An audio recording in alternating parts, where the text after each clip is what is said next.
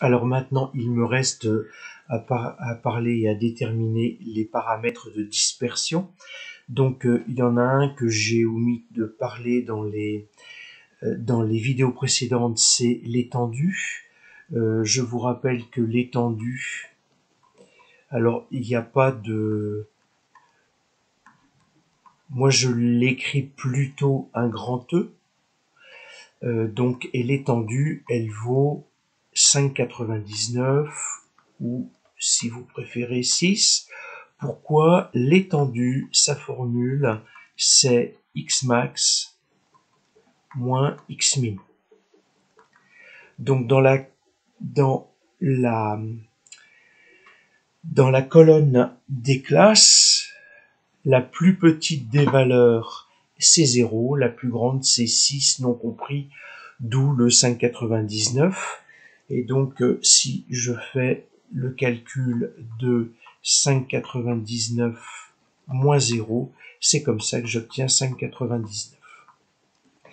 Donc ça, c'est pour l'étendue. Et puis, ici, dans une petite place, je vais donc pouvoir déterminer le quartile 1, c'est-à-dire le caractère qui sépare la population des 25%, des premiers 25% et des 75%. Donc en fait, le 25% se trouve compris entre 22 et 63.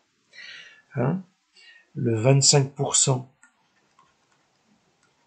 est bien compris entre 22 et 63.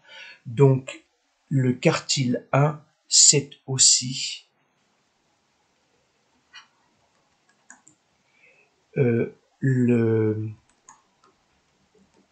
la classe 2,3.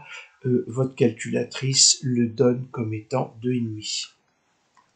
Et puis, le quartile 3, eh bien, c'est la même chose mais à l'envers, à savoir que c'est les 75 premiers pourcentages qui ont été traités et il me reste donc 25%.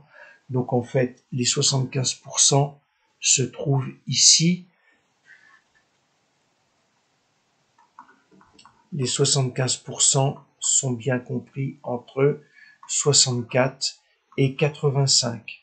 Donc le Q3 correspond à l'intervalle 3-4 et votre calculatrice donne Q3 comme étant 3,5. Si je repars sur la calculatrice, j'ai bien un Q1 de 2,5, une médiane de 2,5 et un Q3 de 3,5. Donc voilà, voilà comment, par l'intermédiaire de ce tableau, on peut déterminer toutes les valeurs.